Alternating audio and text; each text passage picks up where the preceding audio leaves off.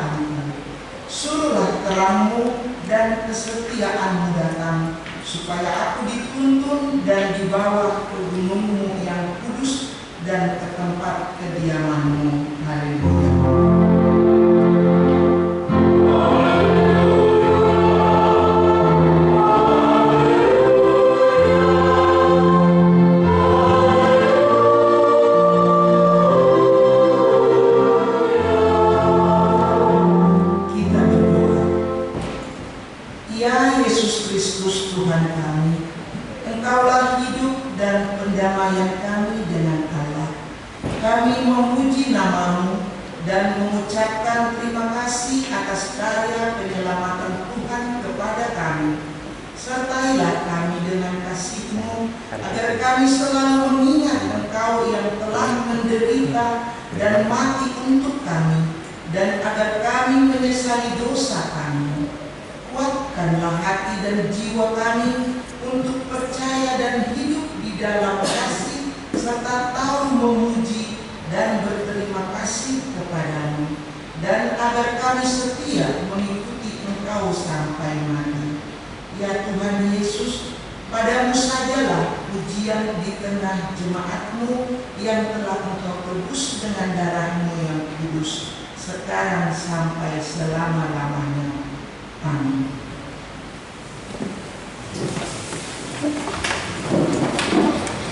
Kita bernyanyi dari Ibu Jemaat nomor 370 ayat 1 dan ayat 3.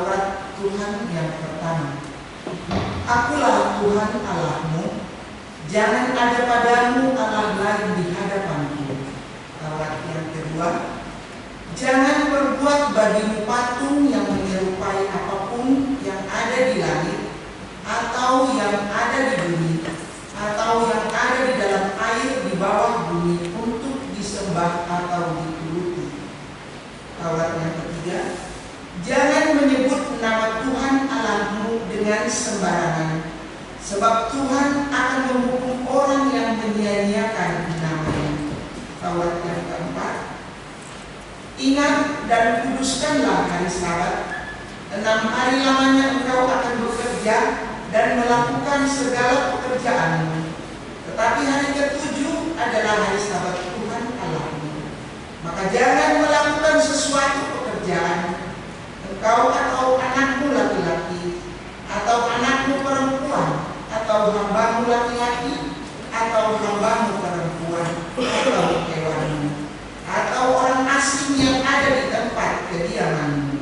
Sebab pada 6 hari lamanya Tuhan menjadikan langit dan bumi, laut dan segala isinya, dan Ia berhenti pada hari yang ke-7. Itulah sebabnya Tuhan memberkati hari Sabat dan menguduskannya. Demikian hukum Taurat Tuhan. Marilah kita meminta kekuatan dari Tuhan. Ya Tuhan, kuatkan kami untuk melakukan yang sesuai dengan hukum-Mu. Amin. Kita bernyanyi dari Ibu Jemaat nomor 27 ayat 1 dan 2.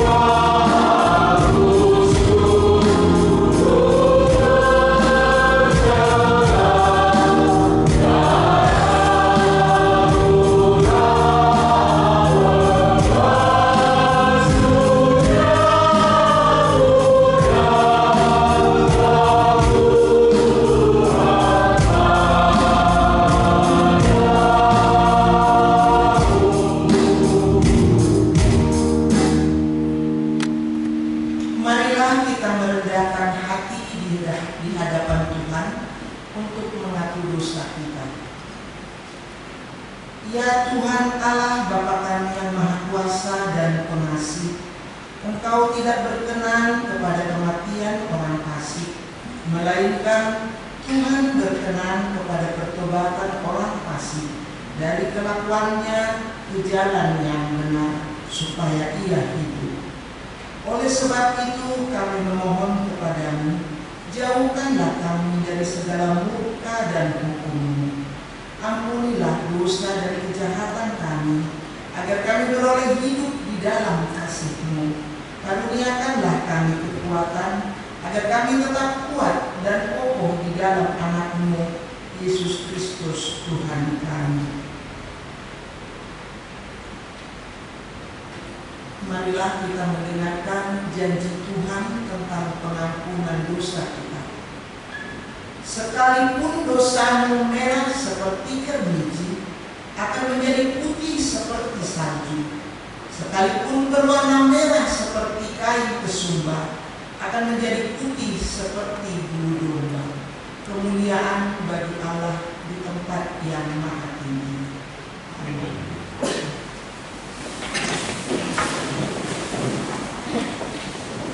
Kita bernyanyi dari Ibu Jemaat nomor 17 ayat 3 dan 4. Thank you.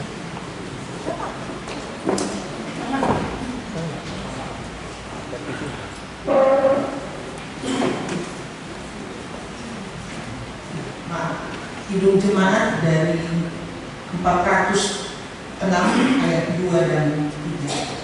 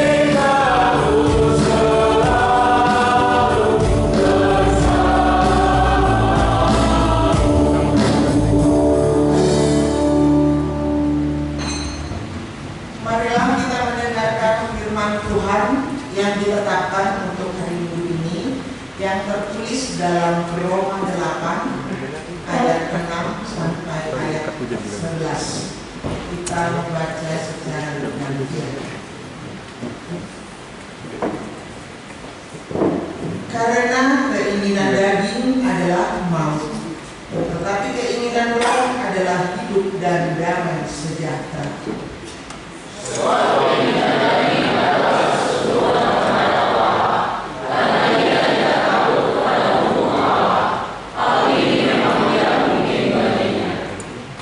Mereka yang hidup dalam daging tidak mungkin berkenan kepada Allah.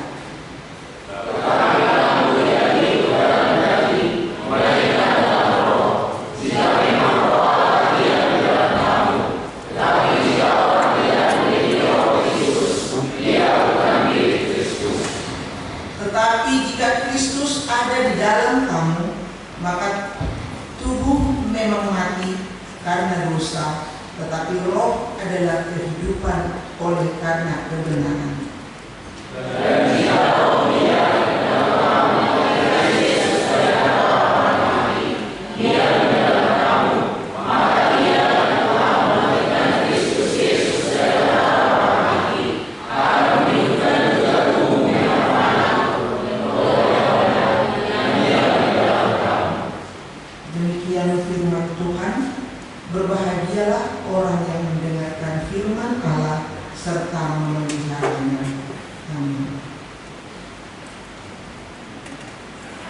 Kita bernyanyi dari Kebun Jemaat nomor 38 ayat 1 tambah ayat 3.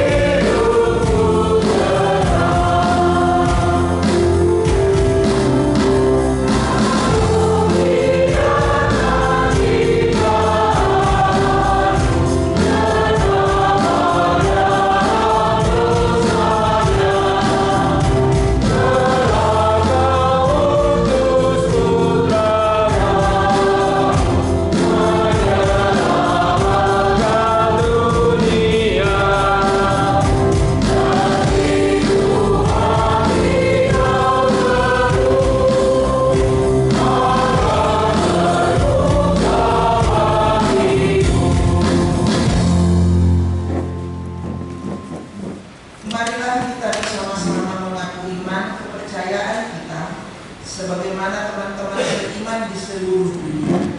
Kita bersama-sama mengucapkannya. Aku percaya kepada Allah, Bapa yang Maha Kuasa, Khalik langit dan bumi.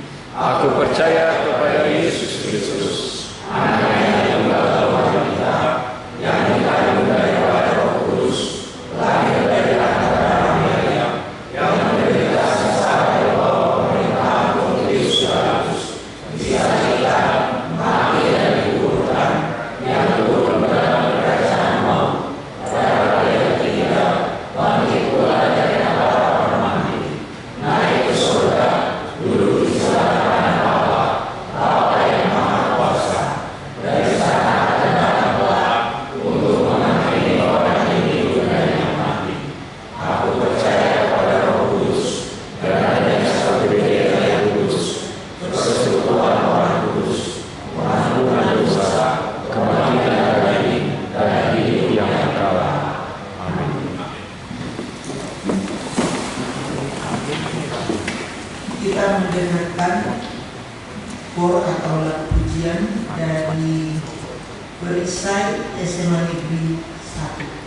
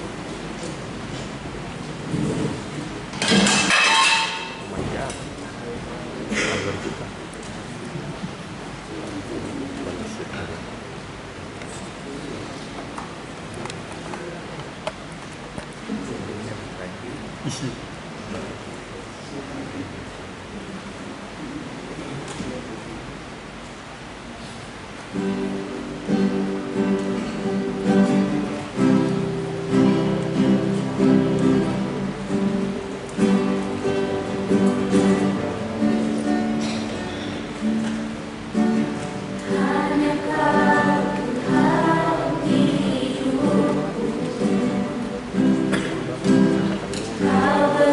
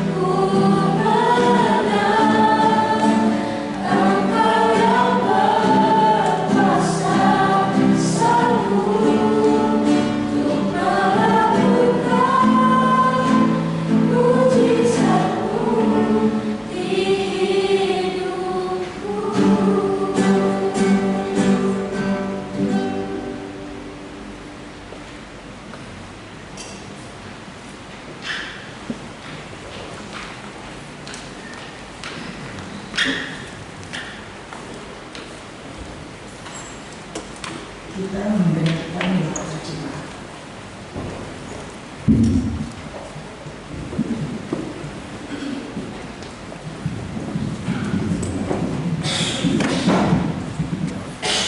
Warta Jemaat Minggu 22 Maret 2026 sebagai berikut. Topik minggu kita adalah Debata Ma'alehoto di Hamuruan, artinya Tuhan memberi nafas kehidupan. Pertama, nama minggu.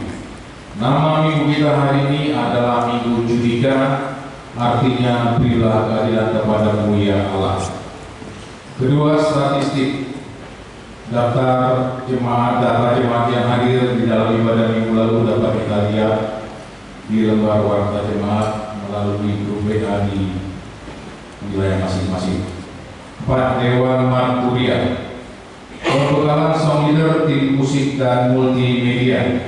Pada hari Minggu 29 Maret 2025 yang akan datang dilaksanakan pembekalan kepada song leader, tim musik dan multimedia. Acara dimulai pukul 11.00 WITA atau setelah selesai ibadah minggu, bertempat di Gereja Bahasa Batak. 7. Pelayanan kebaktian wilayah. Kebaktian di wilayah Kolose Selasa 24 Maret 2026 di rumah keluarga Bapak RS Naibaho Ibu PM Guru Pasar Ibu, tempat Jalan Piring Romong Dalam 5 Blok 1.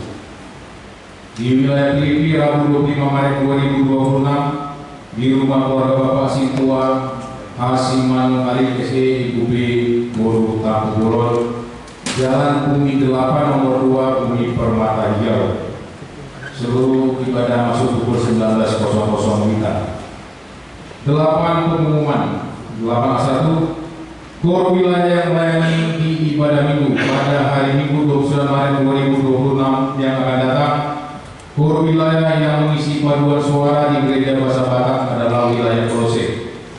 8A2 ibadah di pos pelayanan 2. Pertama, pada hari ini Minggu 22 Maret 2026 paduan suara yang melayani ibadah minggu di pos pelayanan 2 adalah Kor Amat Ebenezer. 2. Pada hari Minggu 29 Maret 2026 yang akan datang paduan suara yang melayani ibadah minggu di pos pelayanan 2 adalah KUR NHKBP. 8A3 kunjungan guru sekolah minggu HKBP Palu.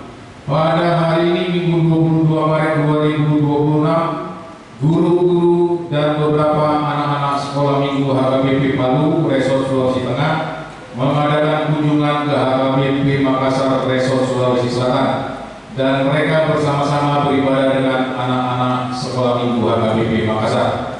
Kunjungan mereka dalam rangka studi banding di HKBP Makassar. Tuhan memberkati hamba-hambanya. 8A4 ibadah Sabtu ceria. Pada hari Sabtu 28 Maret 2026 yang akan datang, anak-anak sekolah minggu HKBP Makassar akan mengadakan ibadah Sabtu ceria dengan tuan rumah anak-anak sekolah minggu. Ibadah dilaksanakan di gedung sekolah minggu, masuk pukul 17.00 WITA. Dihimbau kepada seluruh anak-anak sekolah minggu supaya menghadirinya. 8A5 kebaktian memberangkatan ujian anak sekolah. Pada hari Minggu 29 Maret 2026 yang akan datang, gereja kita akan mengadakan ibadah memberangkatkan ujian kenaikan kelas dan ujian sekolah atau ujian akhir bagi seluruh anak-anak dari tingkat SD, SMP, SMU dan perguruan tinggi. Ibadah dilaksanakan di Gereja Bahasa Batak masuk pukul 15.00 WITA. Dihimbau kepada anak-anak bersama orang tua untuk menghadirinya. Tuhan Yesus memberkati. 8A6 pencarian dana perisai SMA Negeri 1 Makassar. Pada hari ini Minggu 22 Maret 2026 panitia pelaksana perayaan Pasca Persekutuan Siswa-siswi Kristen SMA Negeri 1 Makassar atau Perisai akan melayani pujian ibadah bahasa Indonesia dan mengadakan pencarian dana melalui penjualan makanan di halaman gereja. Adapun pencarian dana tersebut untuk pelaksanaan perayaan Pasca Perisai tahun 2026. Panitia sangat mengharapkan partisipasi semua jemaat. Tuhan Yesus memberkati. P. Jemaat yang sakit, mohon dukungan doa bagi warga jemaat HKBP Makassar yang sedang dalam lemah tubuh baik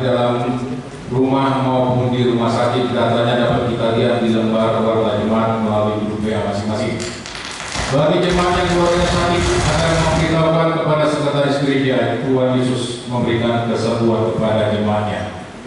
C. Jemaat berulang tahun.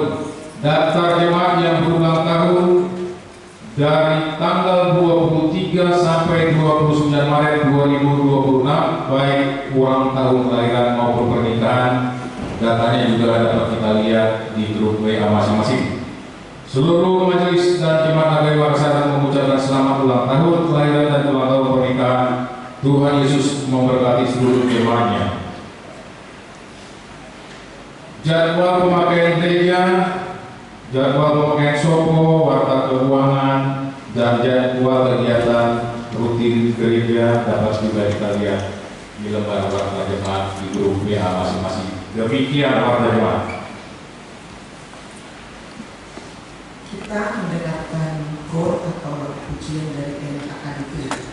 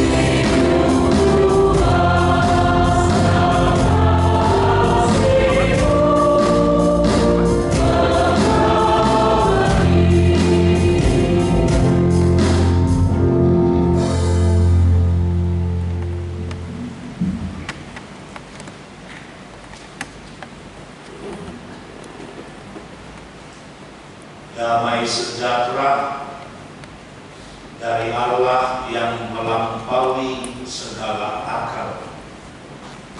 Itulah yang memelihara hati dan pikiranmu di dalam nama Tuhan Yesus Kristus. Amin. Shalom. Shalom.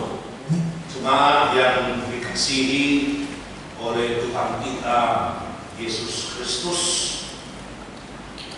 sebenarnya ini adalah yang kedua kali saya menyampaikan firman Tuhan di HKBP Makassar. Yang pertama itu pada bulan Maret tahun 2023 ketika kami mengadakan kunjungan gerejawi dari HKBP Palu Resort Sulawesi Tengah ke HKBP Makassar. Lalu hari ini di tanggal 22 Maret tahun 2026, tepat 3 tahun yang silam, kembali mengadakan kunjungan ke HKBP Makassar, tapi bukan bersama-sama dengan kaum bapak, tapi dengan guru-guru sekolah minggu dan anak-anak sekolah minggu, beberapa orang termasuk sesdik, dan juga ada beberapa orang perhalaan. Jadi nggak tahu tahun depan juga bulan 3 apa dengan tahun ini, kalau masih di Palu saya itu kira-kira. Baik Amang Dalinan, saudara yang diberkati oleh Tuhan Yesus, walaupun tadi saya mengatakan saya sudah 2 kali beribadah di HKBP Makassar, tapi yang pertama di situ toh, sekarang saya di sini. Berarti belum ada yang mengenal saya di sini. Itu kira-kira. Saya pendeta Eduard P. Mare-Mare, istri saya bonus 8 shopping, dan saya harus memperkenalkan diri juga nama saya. Nama saya itu Guru Paku Golon. Lalu mertua juga harus lengkap, dan begitu. Mertua saya itu Guru Tumban Batu Marto. Jadi nanti kita kenalannya, siapa paribanku, siapa yang bahuku, siapa keluarga dan lain sebagainya. Itulah dulu Bapak Ibu, Abang dan Ina, adik kami yang Pusobulu dan remaja. Sekali lagi kami yang datang dari HKBP Palu menyampaikan kepada kita pada saat ini, Horas Manita. Baik Bapak Ibu, saudara yang diberkati oleh Tuhan kita Yesus Kristus. Firman Tuhan yang menyapa kita pada hari ini tertulis dari kitab Yehezkiel pasal 37 dari ayat yang pertama sampai dengan ayat yang ke-14. Yehezkiel pasal 37 ayat 1 sampai dengan ayat yang ke-14. Saya akan membacakan untuk kita semua, dan marilah kita mendengarkan di dalam hati kita masing-masing. Kebangkitan Israel. Lalu kekuasaan Tuhan meliputi aku, dan Ia membawa aku keluar dengan perantaraan Roh-Nya, dan menempatkan aku di tengah-tengah lembah, dan lembah ini penuh dengan tulang-tulang. Ia membawa aku melihat tulang-tulang itu berkeliling-keliling, dan sungguh amat banyak bertaburan di lembah itu. Lihat, tulang-tulang itu amat kering. Lalu ia berfirman kepadaku, hai anak manusia, dapatkah tulang-tulang ini dihidupkan kembali? Aku menjawab, ya Tuhan Allah, Engkaulah yang mengetahui. Lalu firman-Nya kepadaku, bernubuatlah mengenai tulang-tulang ini, dan katakanlah kepadanya, hai tulang-tulang yang kering, dengarkanlah firman Tuhan. Beginilah firman Tuhan Allah kepada tulang-tulang ini, Aku memberi napas hidup di dalammu supaya kamu hidup kembali. Aku akan memberi urat-urat kepadamu dan menumbuhkan daging padamu. Aku akan menutupi kamu dengan kulit dan memberikan kamu napas hidup supaya kamu hidup kembali, dan kamu akan mengetahui bahwa akulah Tuhan. Lalu aku berbuat seperti diperintahkan kepadaku, dan segera sesudah aku bernubuat, kedengaranlah suara, sungguh suatu suara berderak-derak, dan tulang-tulang itu bertemu satu sama lain.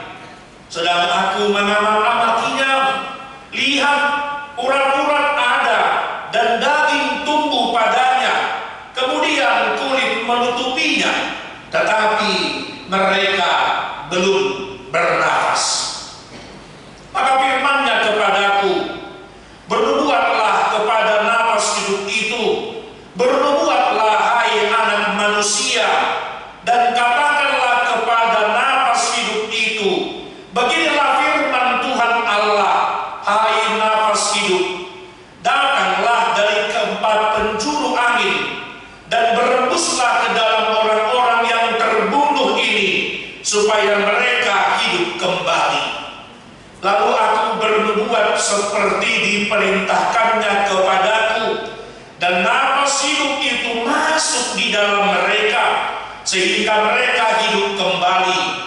Mereka menjejakkan kakinya suatu tentara yang sangat besar. Firman-Nya kepadaku, hai anak manusia, tulang-tulang ini adalah seluruh kaum Israel. Sungguh mereka sendiri mengatakan, tulang-tulang kami sudah menjadi kering, dan pengharapan kami sudah lenyap, kami sudah hilang. Oleh sebab itu, bernubuatlah dan katakan kepada mereka, beginilah firman Tuhan Allah, sungguh aku membuka kubur-kuburmu dan membangkitkan kamu, membangkitkan kamu hai umatku dari dalamnya, dan aku akan membawa kamu ke tanah Israel, dan kamu akan mengetahui bahwa akulah Tuhan pada saat aku membuka kubur-kuburmu dan membangkitkan kamu hai umatku dari dalamnya. Aku akan memberikan rohku ke dalamnya, sehingga kamu hidup kembali, dan aku akan membiarkan kamu tinggal di tanahmu, dan kamu akan mengetahui bahwa aku Tuhan yang mengatakannya dan membuatnya. Demikianlah firman Tuhan. Demikian firman Tuhan yang sudah kita baca dan kita dengarkan bersama-sama pada saat ini. Ada seorang pengacara yang terkenal, tapi yang pasti bukan dari Indonesia, yang bernama Horatio Spafford. Dia pengacara yang terkenal, dia pengacara yang sukses. Dalam kesuksesan itu, dalam keberhasilan itu, tiba-tiba terjadi suatu peristiwa yang tidak dia inginkan dalam kehidupannya. Pada tahun 1871,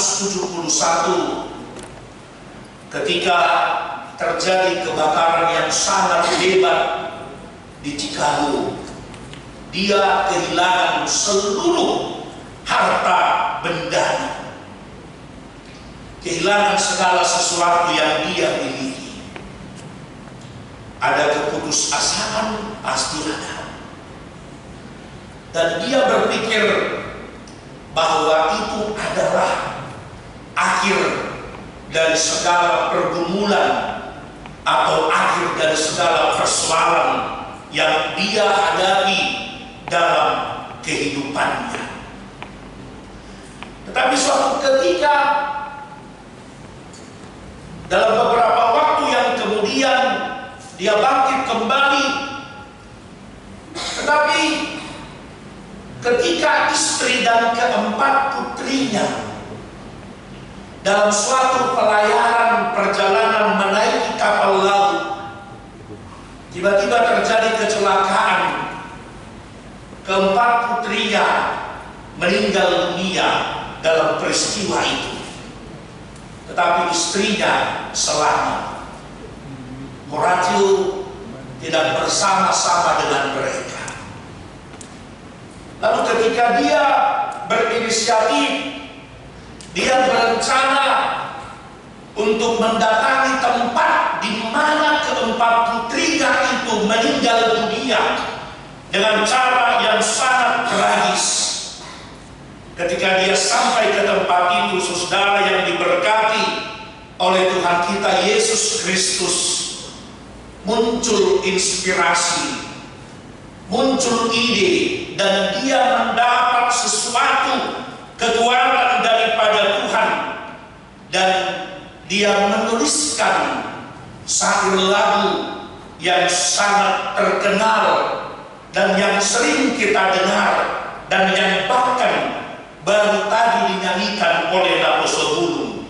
It is well with my soul, dungsonan rohaku ibarat Yesus. Tahu kisahnya itu? Saya pikir, kenapa ketika tadi Naposebulung menyanyikan itu, saya memang sudah pernah mendengar cerita ini. Tapi ketika dinyanyikan oleh Naposebulung lagu dungsonan rohaku sonando, sonando, sonando di pasonan, apa dikatakan? Totong rohakon. Lalu tadi lagu dari Perisai SMA Negeri 1, saya agak begitu familiar dengan lagunya, tapi yang pasti itu juga menggambarkan kekuatan pengharapan di tengah-tengah pergumulan.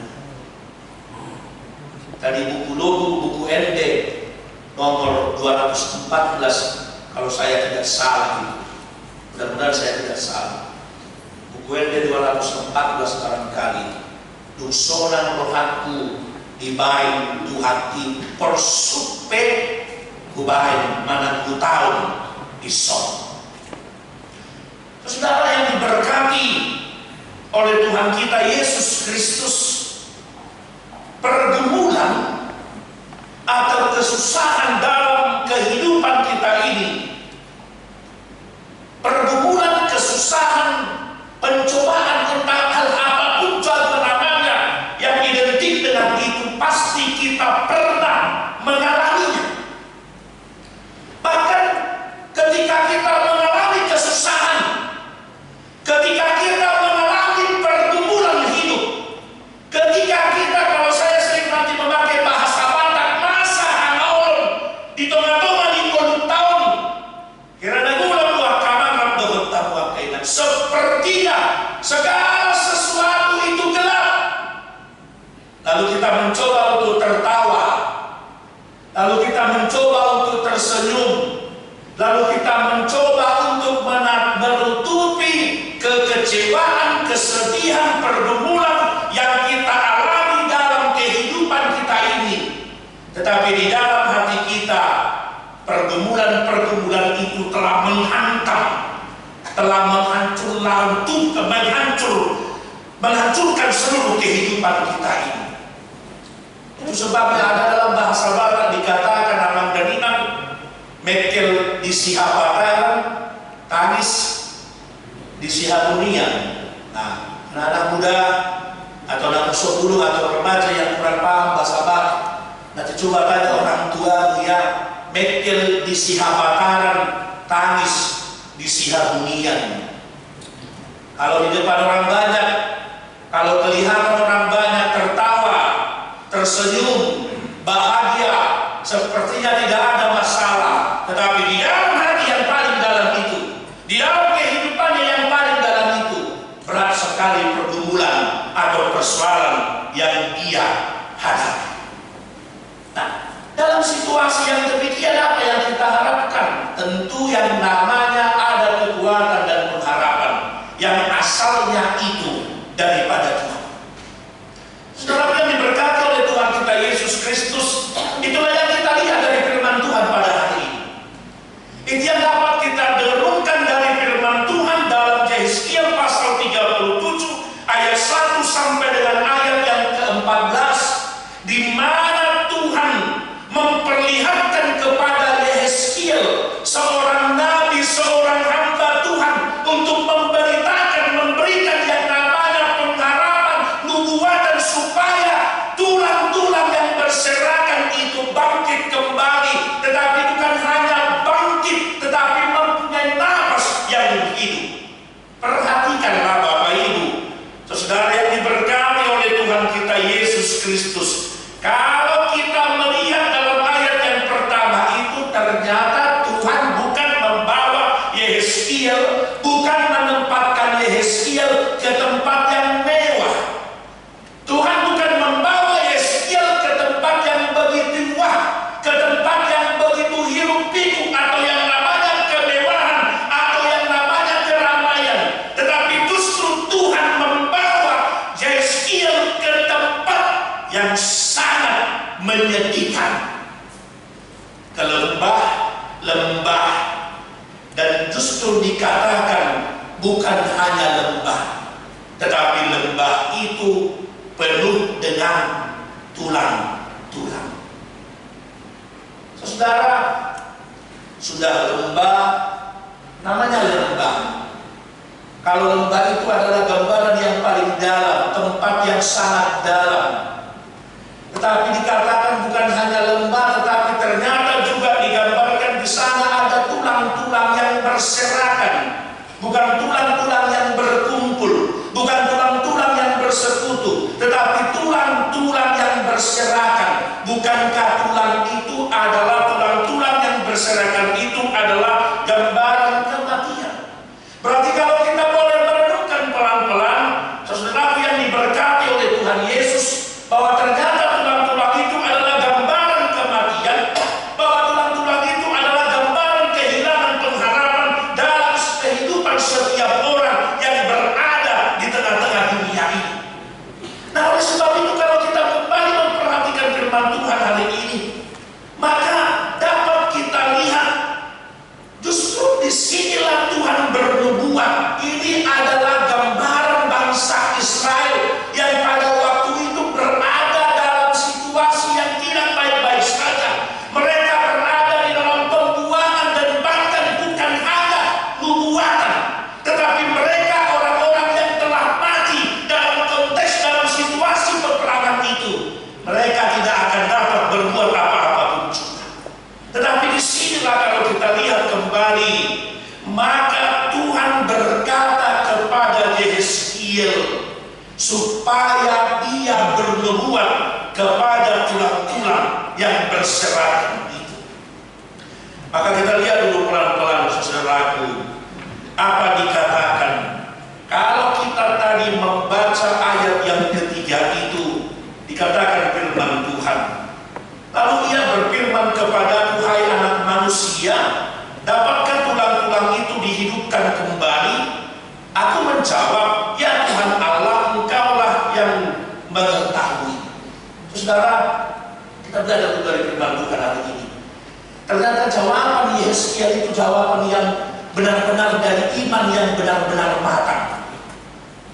Kalau tadi Tuhan berkata kepada Yesaya, hai anak manusia, bisakah atau dapatkah tulang-tulang ini dihidupkan kembali?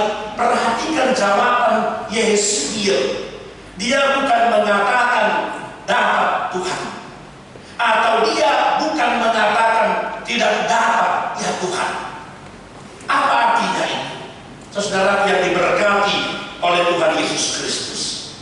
Ternyata kalau Yesaya menjawab dalam ayat itu, dia katakan kepada dalam Lihatlah dulu ayat yang ketiga itu. Aku menjawab, ya Tuhan Allah, Engkaulah yang mengetahui. Ini dia pakai secara imannya. Iman yang benar itu memang kita perlu beriman, kita perlu percaya. Tapi iman yang terlalu berlebihan sekalipun terkadang mengabaikan realita yang terjadi. Iman yang terlalu berpengharapan yang luar biasa pun. Saya buat contoh begini. Apa cita-citamu? Tentara. Kalau kau mau jadi tentara, apa yang mau kau persiapkan? Ya gak usah Pak Pendeta, saya kan percaya, saya kan beriman. Kalau saya berdoa, kalau saya sudah berdoa, bernyanyi, memuji Tuhan, pokoknya nanti saya masuk, pasti lolos menjadi tentara. Imanmu itu iman yang kebablasan. Artinya apa? Iman kita itu juga harus dilihat secara realita. Kalau kau menjadi tentara, kalau misalnya ada anak-anak muda yang hadir pada saat ini, cita-citamu jadi apa? Misalnya mau jadi dokter, mau jadi tentara, entah jadi apapun juga. Bukankah untuk mencapai itu, untuk menggapai itu, kita percaya, kita yakin, kita berpengharapan supaya kita mendapatkan apa yang kita cita-citakan itu. Bukankah di situ ada yang namanya usaha? Bukankah di situ ada yang namanya sesuatu yang kita harus persiapkan dengan sebaik-baiknya? Jadi jangan cuma yang mengatakan, maaf Bu kalau saya bilang ya, jangan lu tersinggung kepada yang anak-anak gadis atau anak muda. Sering saya katakan waktu khotbah di Palu, Tuhan, kapan jodohku datang? Contoh dulu itu, doanya tiap hari, Tuhan, teman usiamu sudah punya pacar, teman usiamu sudah menikah, teman usiamu sudah punya anak. Maaf lalu dia kalau saya katakan, Tuhan kapan jodohku datang? Lalu datang doli-doli, datang pemuda yang lain mau dekat sama dia, terlalu jelek kata dia, terlalu pendek katanya, terlalu hitam, terlalu putih, suka-sukamu lah. Kan gitu kira-kira. Bukan cuma hanya berdoa, bukan hanya cuma berkata, berharap supaya Tuhan memberi, tetapi juga harus realistis. Tapi jangan katakan tidak mungkin. Jangan katakan tidak dapat, sebab lagi Tuhan tidak ada yang. Iya, itu harus kita yakini itu. Amin kali tidak. Lukas 1 ayat 37 itu kan. Buku saya ingat. Ternyata tadi buku yang didorong 13 itu. Kan gitu kira-kira. Dari tadi pikiran saya ke situ terus. Nah, lihat lagi. Jangan katakan tidak ada yang tidak mungkin. Jangan katakan segala sesuatu tidak mungkin Tuhan. Lihatlah dulu. Bisa saja apa yang tidak mungkin terjadi pada hari ini, bisa Tuhan ubahkan itu dalam kehidupan. Maka lihat jawaban yang dikatakan oleh Yeskiel dalam ayat yang ketiga itu. Aku menjawab, ya Tuhan Allah, Engkaulah yang mengetahui. Apa artinya saudara? Dalam perjalanan kehidupan kita ini kita perlu belajar, kita perlu merenungkan, kita perlu berserah bahwa segala sesuatu yang terjadi dalam kehidupan kita harus katakan, Tuhan, Engkaulah yang tahu apa yang akan terjadi, apa yang akan kualami dalam kehidupanku ini. Saya selalu begitu Bapak Ibu. Entah kenapa kalau saya menyanyikan, kalau saya tidak salah buku Hidup Jemaat 460 itu, jika jiwaku berdoa kepadamu Tuhanku, ajar aku terima saja pemberian tanganmu dan mengaku seperti Yesus di depan sengsaranya. Jangan kehendakku Bapa, kehendakmu jadilah. Benar nomornya itu ya, 460. Jangan kehendakku Bapa, kehendakmu jadilah. Teman-teman saudara yang berkati oleh Tuhan Yesus, Bapak Ibu, bolehkah kita berkata dalam doamu? Bolehkah kita mengatakan dalam imanmu? Bolehkah kita berkata seperti yang dikatakan oleh Yeskiel pada saat ini? Ya Tuhan, Engkaulah yang mengetahui. Ketika kita berkata dengan iman, ketika kita berkata dengan keyakinan, ya Tuhan, Engkaulah yang mengetahui, maka lihatlah hasilnya. Maka lihatlah apa yang terjadi. Bukan kitalah yang akan berkarya. Lihat ayat berikutnya. Justru Tuhan berkata kepada Yeskiel, bernubuatlah, katakanlah kepada tulang-tulang yang berserakan. Maka lihat dulu ayat ini, Bapak Ibu Saudara yang diberkati oleh Tuhan Yesus. Ketika Yeskiel bernubuat, ketika Yeskiel sudah berkata, lalu terjadi suatu peristiwa yang di luar nalar kita, yang di luar alam pikiran kita ini. Tulang-tulang itu mulai bersatu, terdengar bunyi gertak, bunyi yang saling menyatu. Apa yang terjadi ketika tulang-tulang itu bersatu, lalu tumbuh yang namanya urat-urat, ya toh? Lalu tumbuh yang namanya daging, lalu tumbuh yang namanya tadi ketika tulang-tulang telah bersatu, lalu tumbuh yang namanya urat dan daging, tetapi masih ada yang kurang. Apa tadi Bapak Ibu? Nafas. Kalau dikatakan nafas, berarti bisa saja begini, bisa saja kita hidup tapi kehilangan nafas. Apa artinya? Nanti kita bisa baca dalam Kejadian pasal 2 ayat yang ke-8. Boleh kita buka kitab kita, teman-teman saudaraku? Kita buka dulu Amang dan Inang.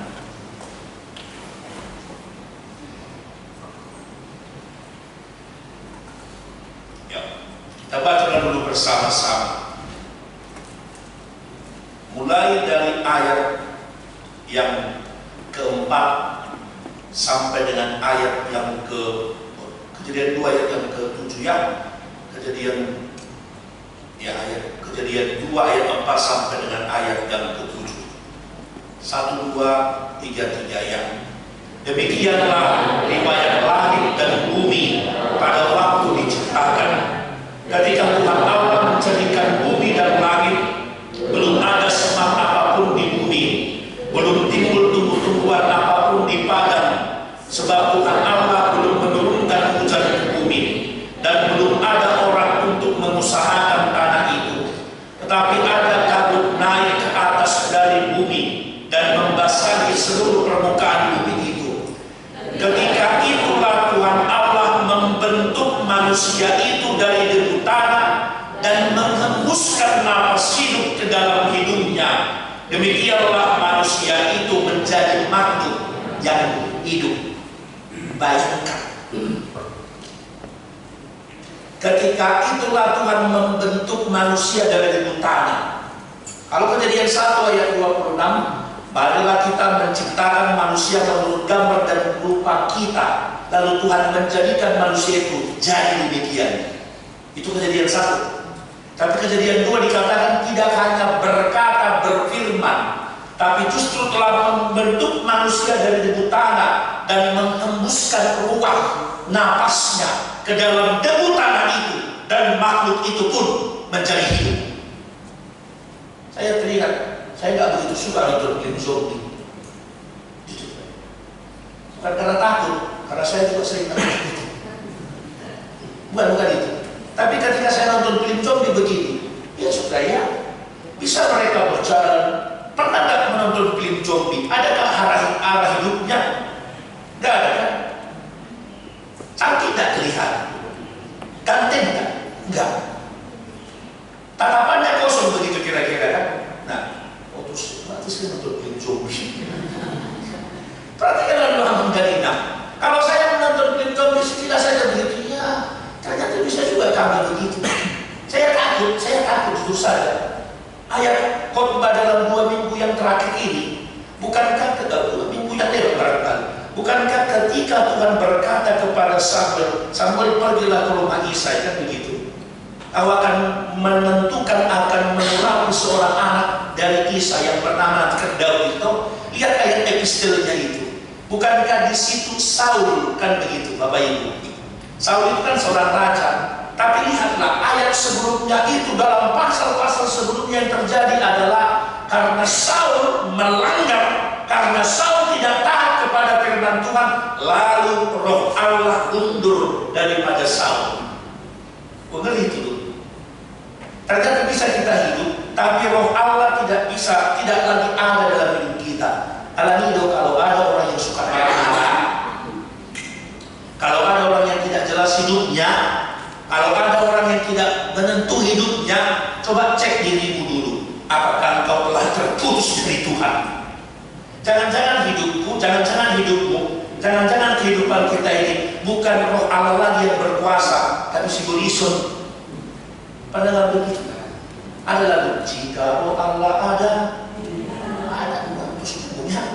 Jika roh Allah di dalamku, orang yang diliputi, orang yang dilingkupi roh Allah itu hidupnya penuh dengan sukacita, walaupun susah, walaupun berat. Tapi walaupun kita kaya, walaupun kita hebat, walaupun kita sukses menurut ukuran dunia ini, kalau bukan roh Allah dalam hidupnya ada, tapi roh yang berkuasa dalam dirinya itu adalah roh yang berasal dari yang tidak baik dan sonang ngulunus. Perhatikanlah kembali yang ini. Bukankah Yeskiel berkata, Tuhan, masih ada yang kurang? Lalu berkeluarlah kata Tuhan tadi, berhembuslah napas itu, dan mereka menjadi batu yang hidup. Saudaraku, apa yang mau kita lihat? Kalau tadi ayat ini menggambarkan dalam ayat yang ke-11 sampai dengan ayat yang ke-14, siapakah mereka itu? Siapakah tulang-tulang yang berserakan itu, yang berada di lembah itu, yang berada dalam kematian? Dikatakan itu adalah seluruh kaum Israel. Maka sekarang bisa saja ayat ini menggambarkan kaum Israel, tapi itu bisa juga terjadi pada saat ini kepada kita. Bisa saja kita seperti hidup beraktivitas, tapi kita tidak punya pengharapan, tidak punya kekuatan. Tapi lihatlah, saudaraku, apapun pergumulan, apapun kesulitan hidup, apapun kesusahan, kalau dulu Tuhan mampu melakukannya kepada tulang-tulang yang berserakan itu, Tuhan pun juga mampu melakukannya kepadamu. Tuhan pun dapat melakukannya kepada kita, asal kita percaya. Sesulit apapun pergumulan hidup kita, dan saya tahu, dan kita harus yakini itu, bahwa setiap pribadi kita yang hadir pada saat ini pasti memikul salibnya masing-masing. Ya tahu, Yesus, kalau dia belum memikul salib, dan itu juga boleh kita alami dalam kehidupan kita, lihat, engkau tidak sendiri, Amanina. Engkau tidak dibiarkan sendiri. Perhatikanlah, ketika dulu Yesus memikul salibnya itu menuju Golgota, ada kan seorang yang diambil oleh tentara Romawi itu, siapa namanya itu? Simon dari orang Kirene dia. Maka Simon pun memikul salib. Tapi bukan hanya Simon yang memikul, Yesus pun ada bersama-sama dengan dia. Itu juga yang terjadi kepada kita. Jangan katakan, Tuhan, mengapa hidupku berat? Tuhan, mengapa pergumulanku sepertinya tidak pernah berhenti? Mengapa kesusahan itu sepertinya terus-menerus terjadi? Tuhan, aku sekarang sudah berada di lembah kekelaman. Tuhan, kehidupanku sudah sepertinya kering. Aku sudah tidak punya pengharapan lagi, ya Tuhan. Dalam memang dirimu malah kepada yang sudah berkeluarga di dunia. Anak, bagaimana Tuhan? Mungkin juga ada di antara orang tua yang berpengharapan anak-anaknya supaya lebih baik lagi. Belum dapat, belum terkabul, belum tercapai. Ada mungkin anak-anak muda ini yang masih mahasiswa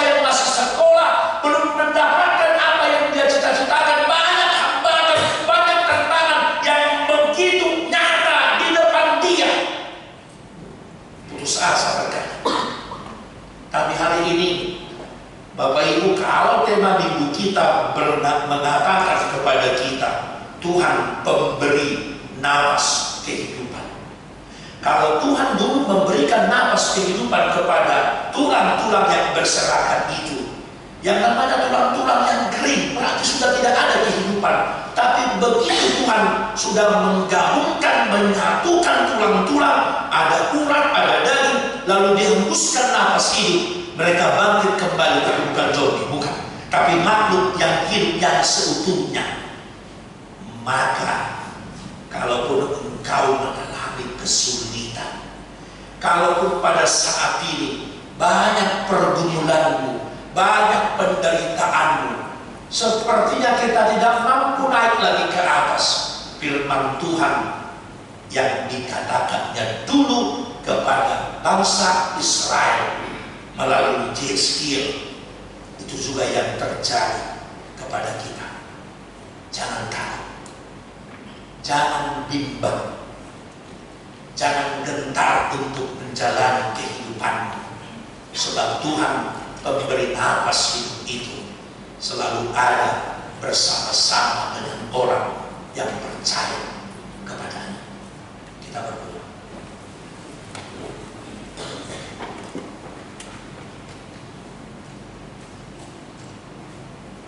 Bapa kami yang berada di surga, Bapa yang kami puji dan kami muliakan di dalam nama anak-Mu Tuhan Yesus Kristus, penebus dan juru selamat kami. Sungguh kami bersyukur ketika Tuhan menyapa kami dengan firman. Tuhan, kami boleh belajar dan merenungkan firman ketika kami menghadapi kesulitan, menghadapi pergumulan, dan bahkan ketika pengharapan itu sepertinya sudah tidak ada lagi dalam hidup kami. Hari ini kami boleh merenungkan firman di tengah-tengah situasi yang tidak menentu, di tengah-tengah situasi atau keadaan yang begitu sulit sekalipun. Firman-Mu berkuasa, firman-Mu dapat melakukan lebih daripada yang dapat kami pikirkan. Kau dapat melakukan, Kau dapat menyatakan kekuasaan-Mu, kekuatan-Mu. Dan hari ini kami boleh merenungkan dari firman-Mu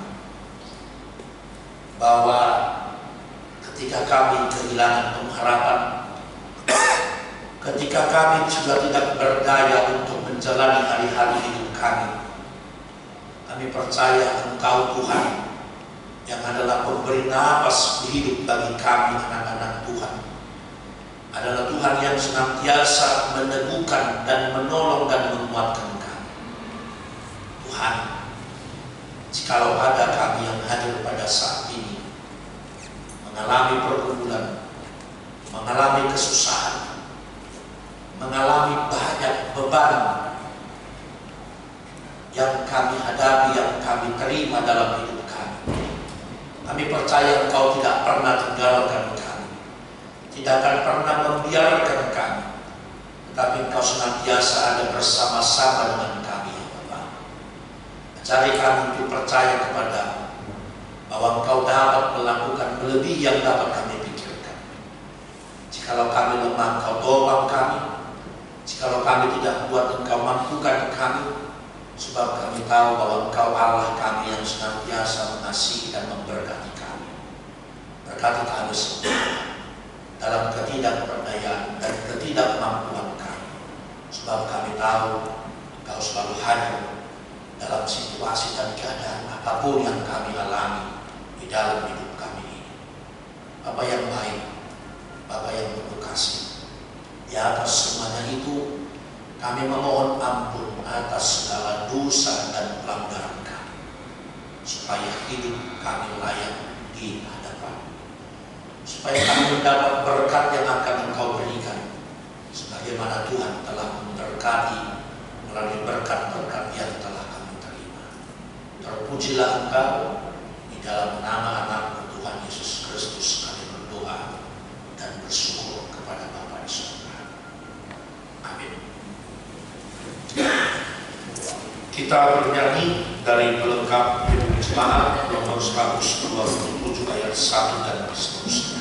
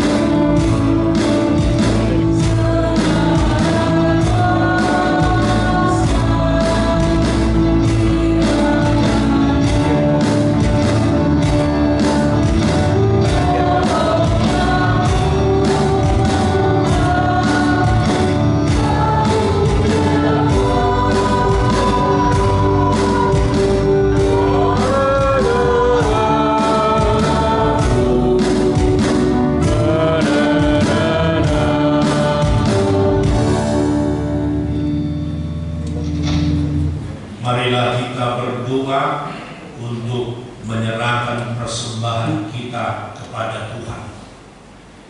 Ya Allah, Bapa kami yang di surga, kami mengaku bahwa Tuhan adalah sumber dari segala karunia yang melimpah dalam kehidupan kami masing-masing. Sebahagian daripada karunia itu kami serahkan kembali sebagai persembahan kepada Tuhan. Terimalah dan berkatilah persembahan umat-Mu ini, agar dapat kami pergunakan untuk pekerjaan dan pelayanan kerajaan Tuhan di dunia ini. Bukalah hati kami untuk mengenal betapa banyak berkat dan karunia yang kami peroleh dari Tuhan, supaya kami senantiasa bersyukur kepada-Mu. Di dalam nama Yesus Kristus Tuhan kami. Amin. Tuhan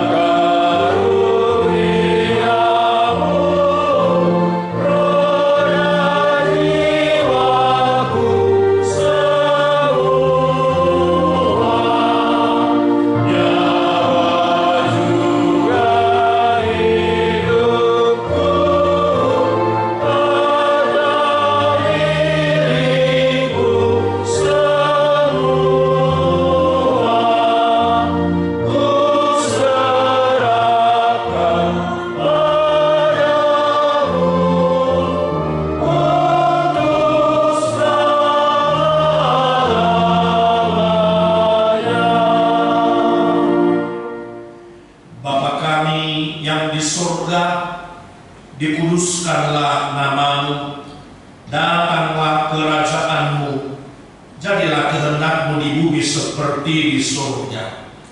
Berikanlah kami pada hari ini makanan kami yang secukupnya, dan ampunilah kami akan kesalahan kami, seperti kami juga telah mengampuni orang yang bersalah kepada kami. Dan janganlah membawa kami ke dalam pencobaan, tetapi lepaskanlah kami daripada yang jahat.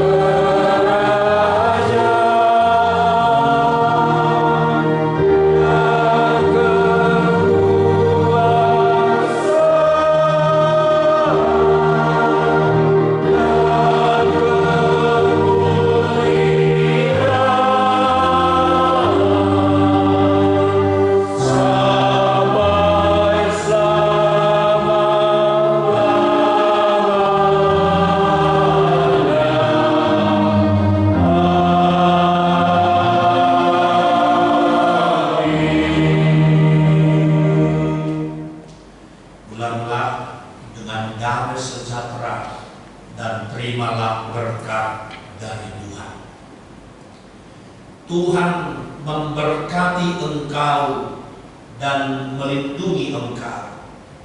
Tuhan menyinari engkau dengan wajah-Nya dan memberi engkau kasih karunia.